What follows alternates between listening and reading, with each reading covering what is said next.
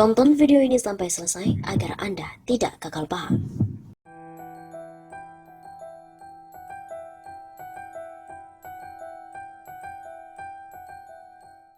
Ketua Muhammadiyah pun menyindir Jokowi, KPK tamat di tangan Presiden.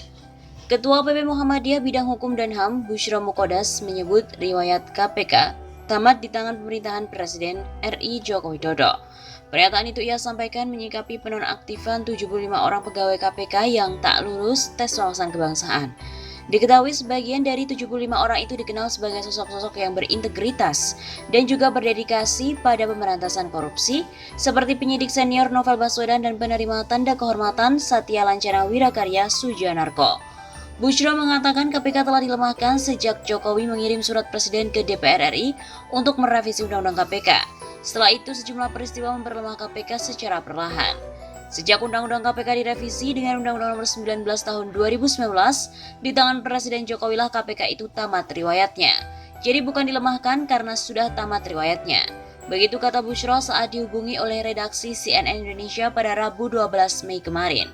Busyro menyampaikan posisi KPK pun semakin lemah saat Firly Bahuri dan kawan-kawan terpilih menjadi pimpinan.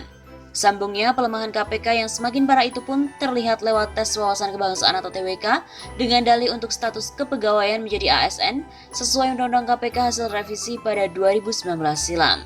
Mantan pimpinan KPK itu menilai TWK tidak sesuai dengan amanat konstitusi dan Pancasila. Tes itu, kata Busyro, juga tidak relevan sebagai syarat alih status pegawai.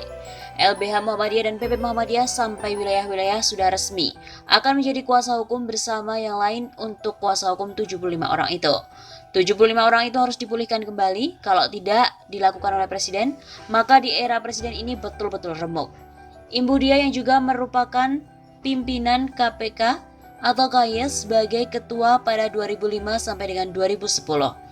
Diketahui pihak istana sendiri sejauh ini belum mengeluarkan pernyataan apapun sejak TWK KPK menjadi polemik setidaknya dalam sepekan terakhir. Namun tenaga ahli utama kantor staf presiden ahli Mohtar Ngabalin menegaskan tidak ada intervensi pemerintah dalam penonaktifan 75 pegawai KPK.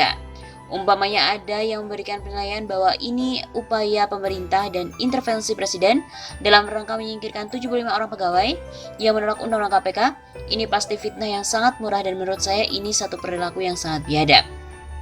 Mereka menuduh bahwa proses TWK satu proses diada-adakan karena dalam undang-undang tidak ada rujukan pasal dan ayat tentang TWK.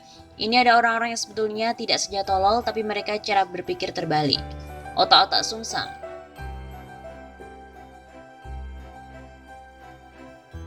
Kritik atas TWK KPK dari Lapesdam PBNU. Dihubungi terpisah, PBNU juga mengkritik keputusan KPK menonaktifkan para pegawai yang tidak lulus TWK. Mereka tidak setuju jika KPK menonaktifkan pegawai hanya karena tidak lulus TWK. Saya berharap penonaktifan ini bersifat sementara, penonaktifan bukan pemecatan. TWK tidak bisa dijadikan satu-satunya standar untuk memecat seseorang pegawai yang sudah bertahun-tahun mengabdi di KPK. Kata Ketua Lembaga Kajian Sumber Daya Manusia PBNU, Rumadi Ahmad. Lapkesdam PBNU sendiri juga telah mengeluarkan surat resmi sebagai sikap atas TWK KPK yang kontroversial tersebut. Jaringan Gus Durian juga bertekad merawat Indonesia seperti amanat almarhum Presiden keempat RI Abdurrahman Wahid atau Gus Dur yang mengeluarkan sikap mengkritik TWK KPK serta penonaktifan 75 pegawai yang disebut tidak lolos dari ujian tersebut.